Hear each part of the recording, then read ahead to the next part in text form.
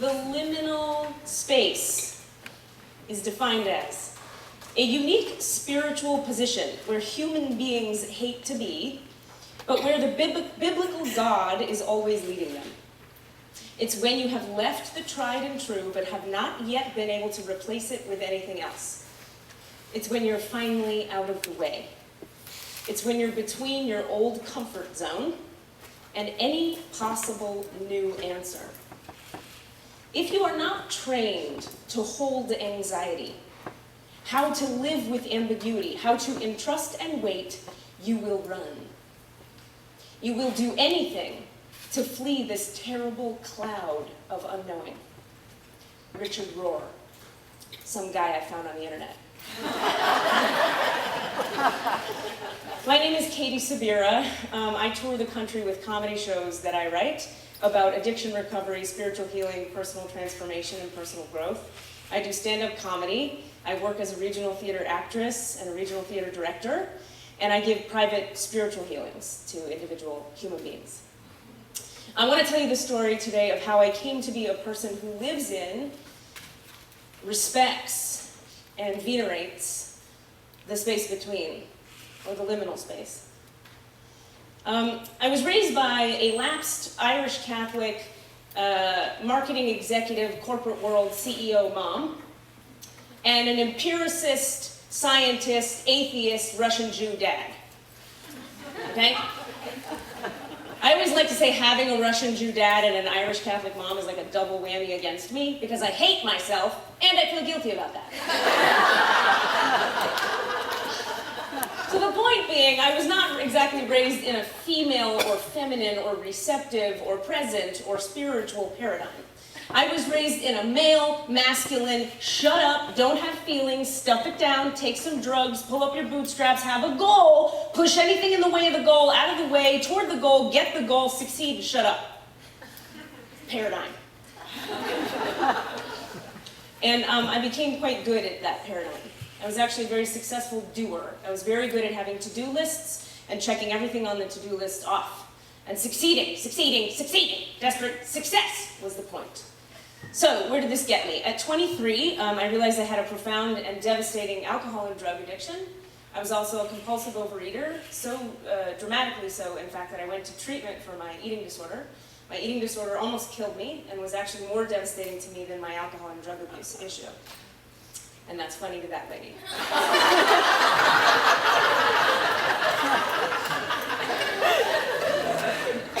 So I get sober, miraculously. Time goes by. Cut to 6 years into the sobriety process. This was now almost exactly 6 years ago from today.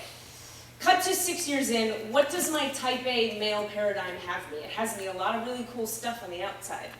I'm working as a professional regional theater actress. I'm getting paid as a working artist. All of my money comes from my vision. I'm living my vision. My vision is very clear and I'm living it. I'm living it passionately and with verve and vigor and all the things The Secret tells us we should do. My first solo comedy show is touring the country. I've been in about 10 states at that point. I've probably done 1,000 performances of my first show. It's going quite well. I have a gorgeous apartment on Lake Merritt in Oakland overlooking the lake. I have everything I want externally, okay? On the inside, however, I used to describe it like this. I felt like I had a mountain that started at the base of my throat, like this, like a triangle point, and went down to the base of my pelvis. And it was a mountain of rage and shame and self-hate and sadness and fear and devastation and betrayal. And it felt like darkness. It felt like a rock. It felt like cement. It felt tight all the time. And I couldn't meditate enough to make it soften. I couldn't book enough gigs to make it soften. I couldn't sleep with enough toxic men to make it soften. And by the way, my last and my worst addiction was my addiction to toxic men. At that time, 6 years ago, I was so addicted to toxic men, I used to say, like, I had to, like, not like you at least a little bit in order to sleep with you. I had to either be, like, a little nauseated by you or actively hate you, or I couldn't do it. I'd be like, you make me sick, John. I'll see you at 11. So the point being, things were tight inside and nothing seemed to be helping. At that point, I had done a lot of things to try to help myself. I'd done Reiki, I'd done Rolfing, I'd done past life regression, I'd done birthing, rebirthing, therapy, cranial sacral, somatic, chiropractic, polarity balancing, toning, meditative, serenity baths, mud packs on my eyes, a spa, a retreat, it's all about what you eat, I did it all. Okay, and nothing was changing the triangle. So, at that time, 6 years ago, this moment in time I'm talking about, I was living in, I'm not making this up, Grass Valley, California. I had booked a play right here in Nevada City. I was doing Urinetown at the old Foothill Theater Company. They're no longer here, but they were at the time. And I was living the dream outside, and the triangle was well and alive inside. I was living with my friend Sharon Connor all the way out on Wolf Mountain Road, which is far out there in the middle of where the lions are. They have mountain lions here. It's scary. So every night what would happen to me is about 3 o'clock in the morning, I would wake up in the morning, I should backtrack. The psychiatrists had me on a mass rash of drugs. They decided I was bipolar, okay? Because I did have these manic swings and then these depressive episodes. I would like be on top of the world, accomplishing stuff, getting things done, and then I would be incapable of getting out of bed. And no one could make sense of it, least of all myself. So the psychiatrist told me I was bipolar. So they had me on 3 different drugs. It was like Seroquel, Lamictal, and something else that ends with ill. There was no way, I knew no other way. I had no experience of female nurturing. I had no experience of sensitivity, spirituality. I had no experience of those things being effective tools one could use in one's life. So, what does any rational, upper middle class, white, pseudo-Jew do in a moment of such stress? I went to the bookstore. And I sat in a chair in the bookstore and I meditated, because thankfully at that time at least I had a meditation practice going, and I sat down in meditation in a chair in the bookstore and I told the universe what was happening for me, and I told it that I needed help. In that moment I heard a voice, not a schizophrenic, dissociative, you're a crazy person voice, but like an intuitive, this is the divine talking kind of voice. And the voice said, very clearly to me, the voice said, what you need to do, Katie, is you need to get the light of the divine. I don't care if you believe in it, but you need to get the light of the divine to come into your body and actually change you. You can no longer afford to have only a theoretical understanding of what this universe, God, Great Spirit, Mother Tree, Om Shanti, whatever you want to call it, is. For you, it has to become actual, and it has to come into your body. That's the only way you're going to change. Okay, that was cool. How the hell was that going to happen? I had done all the healing things. There was nothing left as far as I was concerned. So I got out of my chair in the bookstore and I walked through one aisle of books thinking I was leaving. As I was walking through this aisle of books, I'm not making this up, a book fell off the shelf in front of me, onto the ground in front of me. I picked up the book and it was called Depression Free Naturally. And it was a book about supplements, okay? It taught me about amino acids and how to take supplements and amino acids and things like this to treat my own brain chemistry. I bought the book, I read the book cover to cover, and proceeded to become my own naturopath, which worked for me for many years, and frankly, I've never been on medication since, thank you God, since I read that book. Now, at the same time, the same day, I got the book, I got in my car, I went home. I checked my email. There was one email in my inbox. It was from my friend Tiffany Hosna Wood, who I hadn't seen or heard from in 5 years. She and I had been good friends in Miami, Florida, but we'd grown apart. She was in Miami, I was here, we hadn't heard from each other. The email says, hey, Sacramento friends, I'm coming to Sacramento really soon. I need a ride from the airport to the blah blah hotel to hear my Sufi master teacher talk. Can one of you guys who live in Sacramento give me a ride? And I write back and I go, hey girl, haven't heard from you in a long time. How did you know I live near Sacramento at this moment? And how did I get on this list? It looks like a group list. How did I suddenly get on it? And she writes back, hey dude, how did you get on my list? I didn't know you lived in Sacramento. What are you doing in Sacramento? How is this happening? So our brains are exploding.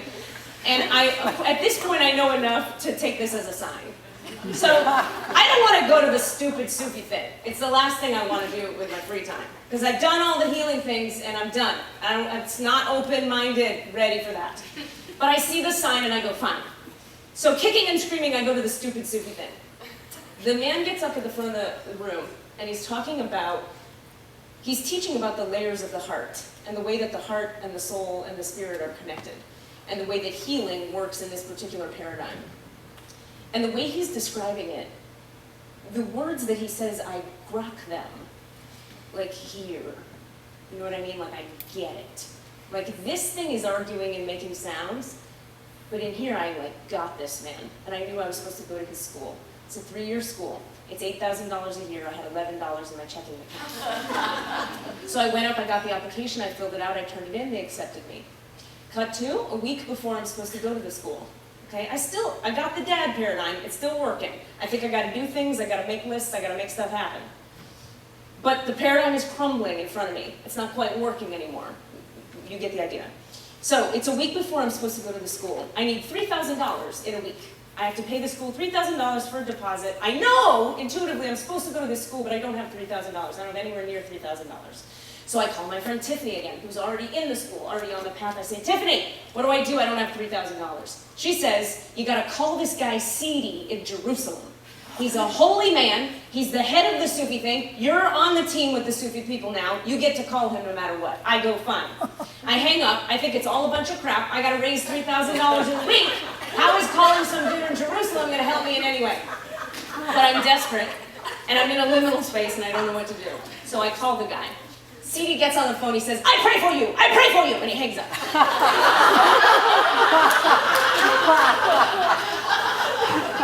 I don't know what this means, but the long and short of it is, I don't have a lot of time, but I'll wrap up and I'll tell you this.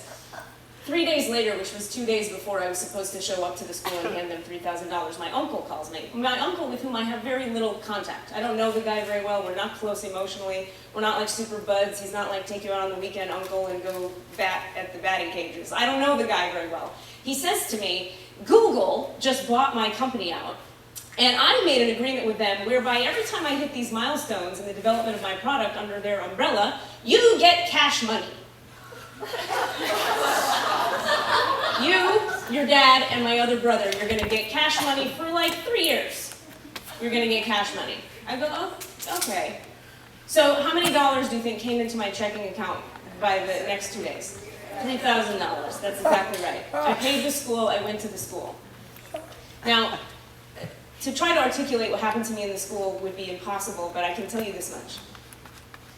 A, the triangle was dissolved.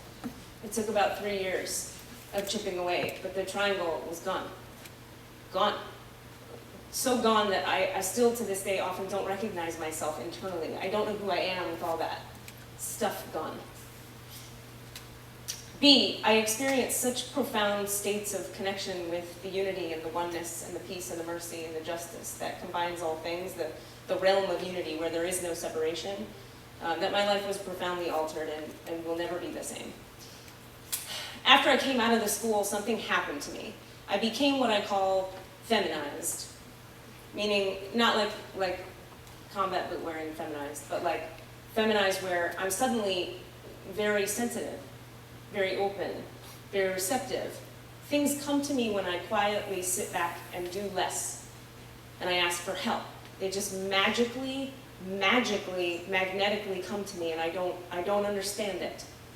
My whole life, I live now inside this space where I don't know what's coming and I don't know how it's going to come. I'll give you an example. About 10 days ago, I was up here, back in Grass Valley, apparently the center of all things. And I was doing my third comedy show, my third solo show. I do these hour-and-a-half shows, I tour the country with them. This is 12 years now I've been doing them. This is my third one. I was doing it, I did it at St. Joseph's, we had a great time. Now this was about 3 days before the show was to open. I needed X amount of money. I needed 200 people to come to that show. So I could make X amount of money and all my bills could be covered and my rent could be paid and I could have enough money to pay my gas and eat food to the drive back to Los Angeles where I presently live. So I'm here and I'm doing my marketing. Got my bootstraps up, I'm doing my marketing. I'm still in my spiritual, open, and very connected, but I have to do things, right? We have to do and we have to receive. So I'm doing both and I'm practicing both. I'm very open, I'm very connected, but I'm doing my things.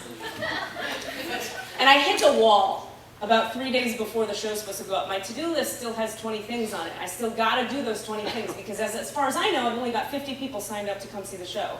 I got no other prospects on the horizon. This is my rent money. This is my how I'm gonna get in the car and drive back to Los Angeles and not have to call my mommy and ask for help money.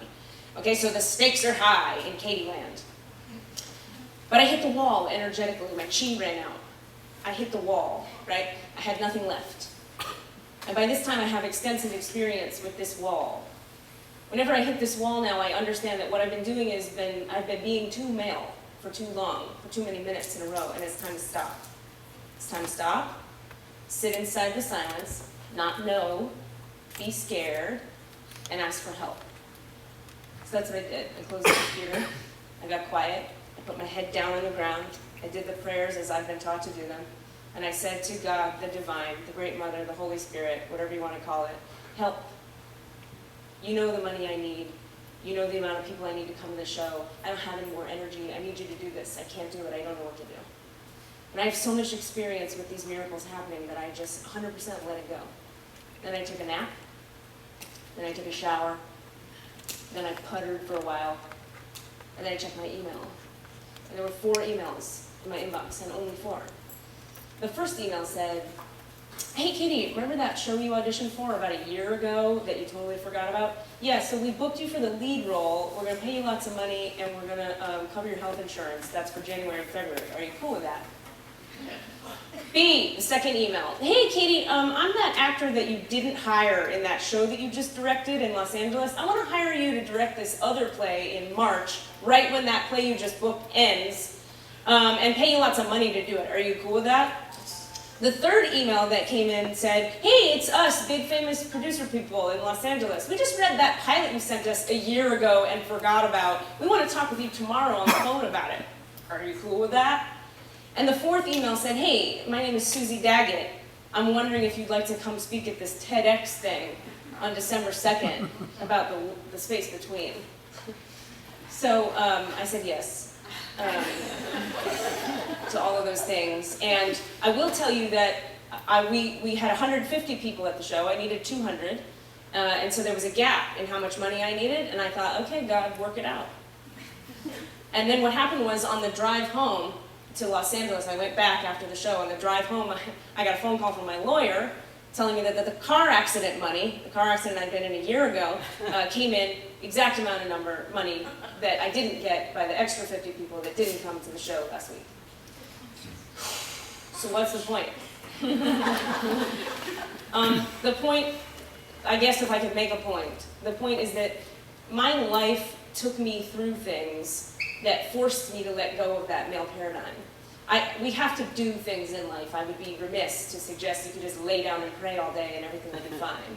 We have to do things. But what I notice now is that if I sit in the silence and I really drop deeply into the center of it, I can't sit on the edge of it or look at it and intellectualize it from over here. I have to go right into the center of it. If I drop in the energetic center of it and I simply say, help, I get an email or a phone call with an offer, or I get an intuitive direction in my gut that says, go do this random thing that seems to have nothing to do with the thing you need. And I go do the random thing and a job comes out of it. This is how my life is. I don't have any other strategy. I don't have any other technique. This is the only thing I know. And to me, that all sounds very female and very spiritual. 2 things I was certainly never taught to be.